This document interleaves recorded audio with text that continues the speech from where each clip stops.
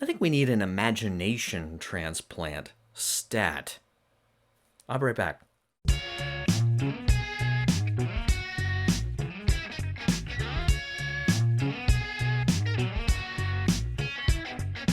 Hey there, Gracious Gang. It's Mike Creevy, host of the Gracious Guest Show, and I'm excited to be with you here today. This is going to be a pretty short installment, and I'm trying to avoid it just being a rant, basically, or just saying things that are obvious as well. So, really, all I want to do here is give you a some encouragement and some food for thought about ways that I've been trying over these past few years, especially, and just as I grow in my faith, to make sense of things, to try to be more equipped to basically engage with all the things that come up in life, and to get at who God is, who I am, what's the meaning of life, all of this. And I've always been really profoundly impacted by the work of Dr. Peter Kraft, as longtime listeners of the show are aware. And through Dr. Kraft, I really went deeper in my appreciation for C.S. Lewis, which is also then, a topic of regular appearance on the Gracious Guest Show, the writings of C.S. Lewis, the insights of C.S. Lewis, and why I think that that's a very important author that you should get to know. And I'm trying to get to know him more as I grow as well. And C.S. Lewis is someone that I tend to return to time and time again. He's like an inexhaustible well. And I'm going to do future shows on him and keep coming back to his work. But so that's just to say that Lewis looms large in some of the stuff that I'm kind of thinking about with this particular, again, rather short episode here today. But basically, what do I mean by imagination transplant? When you have a less than functioning, or even in some cases a dangerous organ in the body, in terms of it's something that is the deterioration of which is leading to problems throughout the body, or that could potentially spread to other organs. You remove it, you transplant it. If you need a heart transplant or a liver transplant, and it's not an easy thing to do, of course, and there's dangers that come with that. But every now and then, even in the medical world, we find these situations where something is not really functioning the way it should, and you can't just leave it alone, right? Or the whole body will die. Guys, our imagination is no different, and when we through various influences, through various life experiences, find ourselves living with an imagination that has been warped, or through attachments to certain deceptive ideas, or unhealthy spiritual ideas, an imagination that tends to draw us into sin, or into anything that is holding us back, or keeping us from being who we were meant to be. We need a transplant. We need to be open to what God might be trying to do, and it might be something pretty dramatic, in re-equipping us, helping us to rediscover maybe some wiser insights that we had as children that we then lost or got rid of because we thought that, that's baby stuff, that's kid stuff, that's not cool, that's not the thing that's really popular right now. And so, what am I talking about here? Obviously, things like what we watch, what we expose ourselves to in media, what we listen to. And I'm not saying anything you probably haven't heard before. Now, you may be thinking, hey, that's, this prudish kind of fuddy-duddy, like, okay, you're saying I can only watch, like, rated G movies or listen to music that, is overtly Christian or something like that. And I'm not saying that. I have a lot of appreciation for and a great passion for music and movies and other, books and other media that aren't overtly Christian at all. But I think there are common elements throughout a all sorts of different life experiences that are more truthful, or that are more apt vehicles for communicating truth than many of the things that I was into for a number of years, or that I might still kind of be struggling with. And let me give you an example. I used to be a fan of South Park, okay? And I'm not to pick on any particular show. Had some really funny stuff in it. There's still some things in it that I can really get some enjoyment out of, But it's the content. The older I got, the more I grew in my faith. It became increasingly difficult for me to kind of go along with the stuff that was maybe genuinely funny without kind of having all the maybe inappropriate stuff that comes with it. And I made a decision that it's like, I really can't. I'm just not really going to watch it. I didn't, pick it. I didn't, make a big deal of it. It just sort of faded away. But there's some other shows that I still enjoy from time to time that, when I go back to it, I'm like, this isn't really, I don't really feel like doing this anymore. I don't think this is right. It doesn't quite sit well with me. Or even, it's maybe a series or a particular kind of worldview that I just like, I'm like, no, you know what? This isn't true, And I'm reminded often of Viggo Mortensen, who played Aragorn in the Lord of the Rings movies years ago, and he's been in a lot of different stuff. And Viggo was asked why, like when the Lord of the Rings movies were really reaching the height of their popularity, he was asked, why does this world, Middle Earth, why does this mythos, why do these stories keep resonating with audiences, down through these years? Why is there still such a yearning for this story? And he said, without missing a beat, very wisely, very astutely, he said, because they're true stories. What are you talking about? Elves and talking trees and magic and this is fiction. Fiction is not true. Well, that shows, I think, how damaged our imagination is. There's tons of truth in fiction, because God is sharing his creative capacity with us. The works that we love the most, the stories that resonate the most with us, the things you keep going back to, even from your childhood, are to a greater or lesser degree bearers of something true about the world we live in, something true about the universe, something true about relationships, something true about the human experience, even if it's being communicated through droids. Okay, so there are tremendous insights into human nature through R2D2 and C3PO. Now, does that mean everything in Star Wars is true? Well, no, but there's a lot of truth in Star Wars. There's a lot of truth in Lord of the Rings. There's a lot of truth in the Narnia series, C.S. Lewis, and various others. I'm not going to get into all that.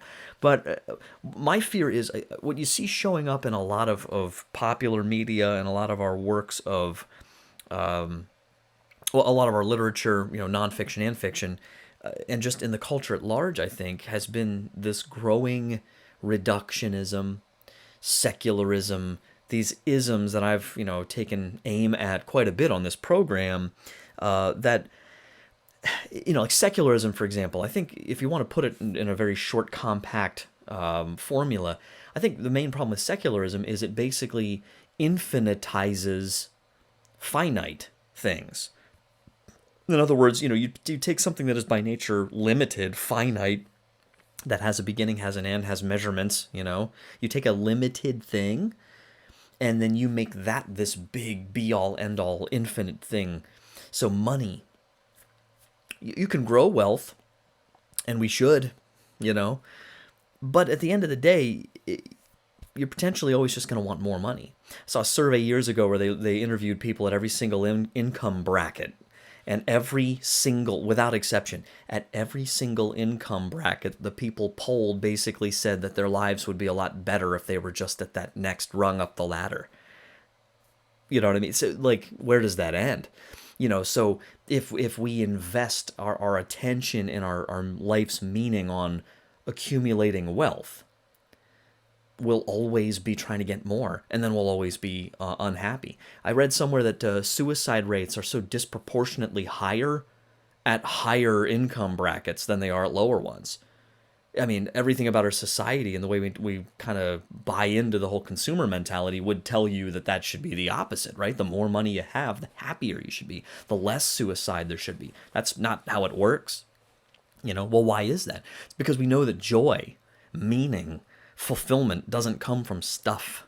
So when we take stuff, and whatever that is, money, pleasurable experiences, fame, bucket list type things, just like life being an endless list of achievements and things I've done and experiences I've accumulated, they're never going to be enough.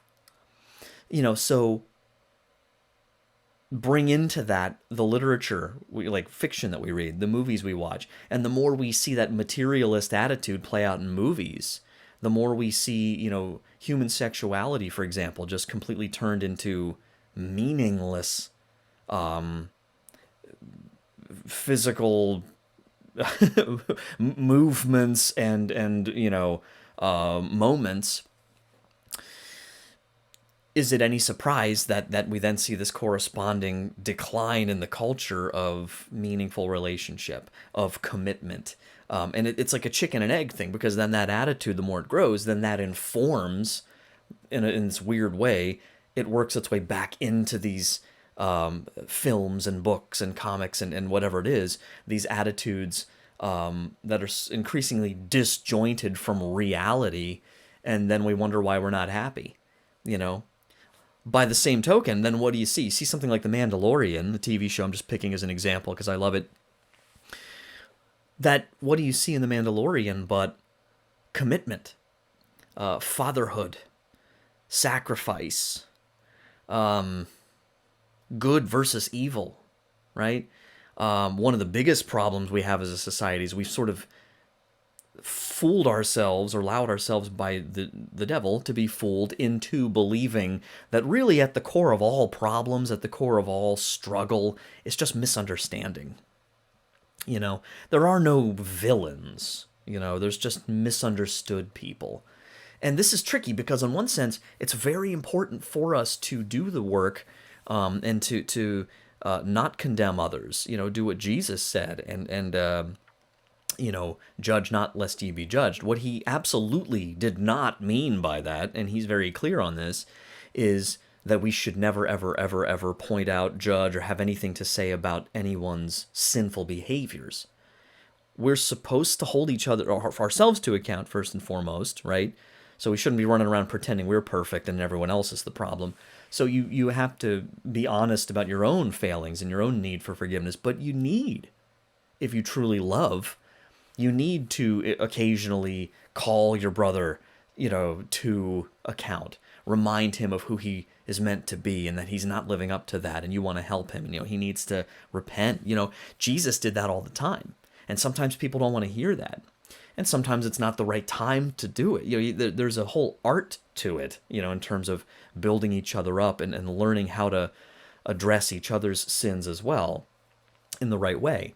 But if we lose sight of the fact that it's not just a question of being ignorant, sometimes at the heart of all of it is real evil. Envy, for example. Envy's not jealousy. Envy's not something where, like, I want something you have. Because that could just be misguided. That could be like I'm disproportionately wanting something for myself. Envy is, I don't want you to have the good you have. Guys, that's just wicked. That's dark. That's a deep, spiritual, twisted, dangerous, destructive, terrible thing. And it's in many people. We've all had dealings with that, So when you see in great works of fiction real evil, and sure, you have complicated characters and maybe they're on an arc and you want them to be redeemed, and Darth Vader, right? He can be redeemed. But while Star Wars definitely shows you, I would argue, the complicated nature of Anakin Skywalker and all the things that led to him becoming evil, he made his decisions, and Star Wars, I think, does a good job of not like just excusing that, like, oh, Anakin's just misunderstood, no. No, it's not that easy. He did horrible, evil things. And there's no two ways about that, and you need to leave that. You can't just be like, oh, no, I'm a good guy now, And he dies in this act of sacrifice, it costs his life, his journey back to, so it's not like he just sort of is like, he lays down the red lightsaber and he's like, hey, everybody, I'm a good guy now. We wouldn't be satisfied with that. We wouldn't, because we know there is good and evil, and we demand justice deep down, You might be okay with like an attitude of like, well, we should all just be merciful and no one should ever be punished for anything and whatever. But you don't believe that the moment you think you've been unjustly treated, right? I mean, like, I might be the most merciful guy, but the moment that I've been offended, forget about it. I want justice, right? Kids playing, cops and robbers, whatever the case is. I mean, they're justice games all the time. Why? Because justice is real, and justice is good. Justice is balance and harmony. And it's a real thing. It's a real thing about reality. So I'm rambling now. I'm sorry. There's so many things, and I think just to kind of bring it back to focus here, what am I trying to get at with this? I mean, these are themes I explore in a lot of things, but I just think, when I titled this show today, Look, I think we need to try harder to seek out not the stuff that we think we should read because, like, oh, I've heard I should read that because of this. I've heard that this will help me with my career. And this, but I think we need to allow our imaginations to be more richly cultivated. I think we need to be a little less afraid of being judged for liking kiddie books, There's a lot of truth in those books. Sometimes those, like the Narnia books, are more true than oh man, people are going to get so mad at me on this one, than Game of Thrones. I'm not writing the whole series off. I'm just saying, we complicate things sometimes. And, sin makes things complicated, but the reality is, you guys, that sometimes the answer's right in front of our face. Sometimes the loving action that God's calling me to, the justice that God's calling me to show, the mercy God's calling me to show, the openness to wonder and awe that he wants me to experience, the truth that just because I look out into the stars at the sky at night and I can do a scientific inventory of like, well, this is made of this and that's made of that and that's made of that. Like C.S. Lewis has that wonderful line I always love to go back to in The Voyage of the Dawn Treader, when they meet a star, a retired star who's in the form of like this human wizard kind of guy, and they're surprised that he's a star. And Eustace says, oh, where we come from, stars are balls of gas and, blah, blah, blah, blah. He gives like the scientific answer. And the star character just kind of laughs in this tender, loving way and says, oh, my dear lad, even where you come from, that's not what stars are. That's just what they're made of. So let's not reduce life to just the parts. Let's recognize that there is truth and beauty and goodness that is beyond our wildest dreams around us all the time, trying to knock and get in. And as Tom Howard says so wonderfully in the dedication of his wonderful book, I've talked about many times, Chance or the Dance, A Critique of Modern Secularism, and this dedication page, he thanks his old professor, Professor Kilby, who said, who took me by the hand and said, look, to learn ourselves how to allow wonder and awe in, whether it's through movies, books, food, guys. God's trying to communicate to us through food, through fellowship. Food's not just about nutrition. We ritualize it. There's something more to it, We make food into art. Why would we do that? It doesn't make any sense if it's just for nourishment. There's something else there, Travel, there's something else there about just getting from A to B. Life is so much richer, and like, guys, we're sitting right on the on the surface of something incredible. It's all around us, it's beneath us, it's above us, it's beyond us, it's inside us. This transcendent reality of truth and goodness and beauty that's right there. And it's not about us grabbing it and pulling it over to ourselves. It's about let go and let yourself be drawn into the wonder and the awe, but you have to want it, you have to will it, you have to be open to it, you have to look with your spiritual eyes, look with your heart, you know. You don't look up here, you know, you don't just look with these, you look with your heart.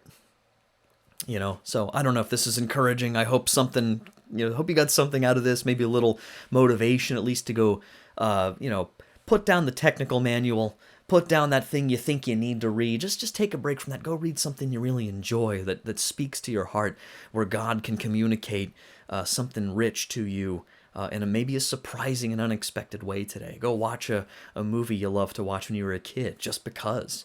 Take a walk. You know, not because it's for my health, but just do it. Just go out because you enjoy it. You know, he's trying to talk to you through that as well. So walk with the living Lord. Let him do whatever he wants in your heart and mind, because it will blow your mind and it will lead you ever further into the joy that every one of us wants so very much. You know, so God bless you guys. Check out the website, thegraciousguest.org. Over at thegraciousguest.org. It's a website. All my stuff is kind of there, easily accessible. You can get my book, Return of the Lord, narrative reflections on the Apostles' final moments, on Amazon. I put the link down here just to remind everybody about that. Give that book a boost. Spread the word on that if you think someone can gain something out of that, or really kind of have a moment of encounter and reflection on the apostles and their love for Jesus. And last but not least, subscribe to the YouTube channel.